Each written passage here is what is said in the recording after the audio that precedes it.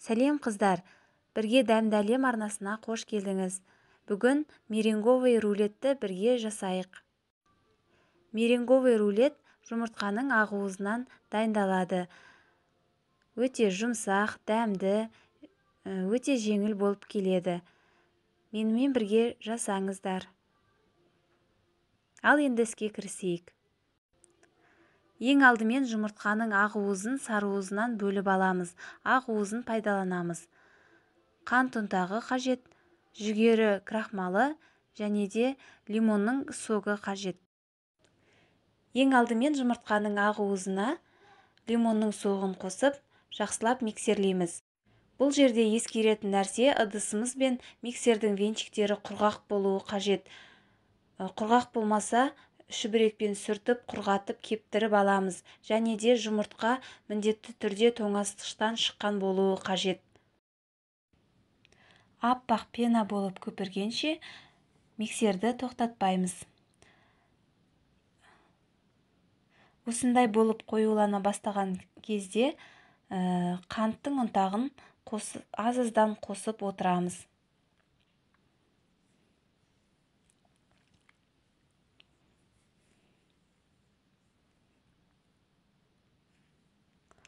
Қант ұнтағын қоса отырып, миксерлеуді жалғастырамыз.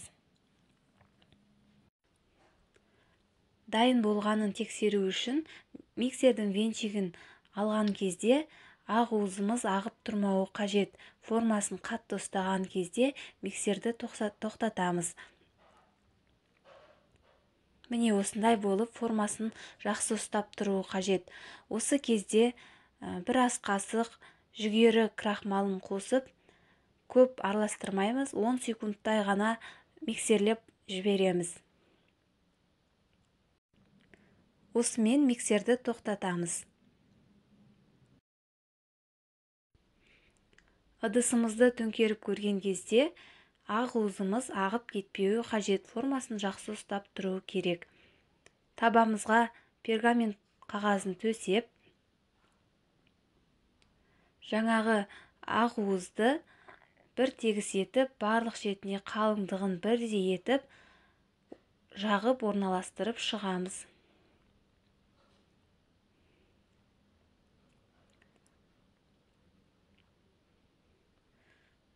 Алдын ала қызып тұрған пеште 180 градуста 25-30 минутта пісіріп аламыз. Күйіп кетпей, осындай сарғыш болып пісуі қажет. Үстелдің үстіне мата не болмаса противень төсеп, меренгамызды осы жерде суытамыз. Оған дейін крем жасаймыз. Сливкиді жақсылап миксерлейміз. Енді қоюланып келе жатқан кезде аз-аздан қант ұнтағын қосып миксерлейміз. Крем формасын жақсы ұстап тұратындай болған кезде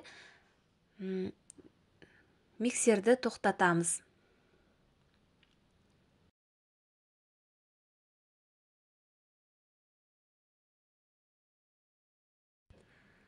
Енді меренганы противеньге не болмаса пергамент қағазына түсіріп аламыз.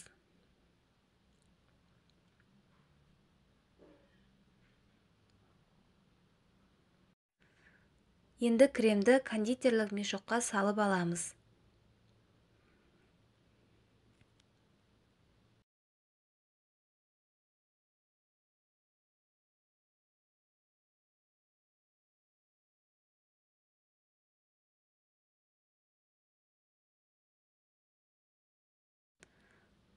Кремнің бәрін салып аламыз.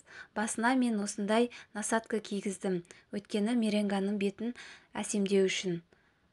Арасына банан қосамыз. Қандай жеміс қоссақ та өзіміздің қалауымызша. Бананды 4 бұрыш етіп турап аламыз. Енді кремді біркелкі етіп жағып шығамыз.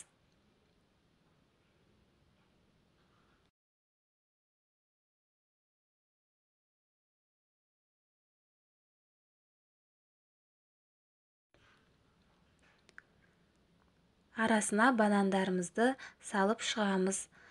Қандай жеміс салсақ та өзіміздің ұнататын жемісімізді сала беруге болады. Немесе еш нәрсе салмаса да өте дәмді болады. Енді рулетімізді орап шығамыз. Бұл өте сынғыш болады, сондықтан астындағы противенмен қоса орап шығу қажет. Сонда сынбай әдемі болып шығады. Ыдысымызға салатын кезде де қалақпен ұстаған жөн, өйткені сынбай меренгамыз жақсы орналасады. Енді әсемдейміз. Әсемдеуі өзіміздің қалауымызша. Мен қалған сливкиді насадканың көмегімен осындай узорлар жасап шықтым.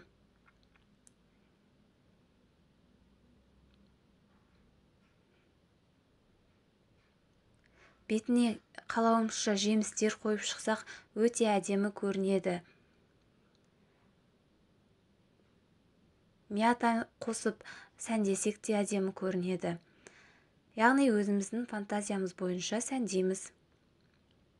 Мен осылай жүзімді орналастырып шықтым. Ас болсын, міндетті түрде жасап көріңіздер. Дәмі өте әдемі, бәріңізге ұнайды деп ойлаймын. Менімен бірге болғандарыңызға рахмет.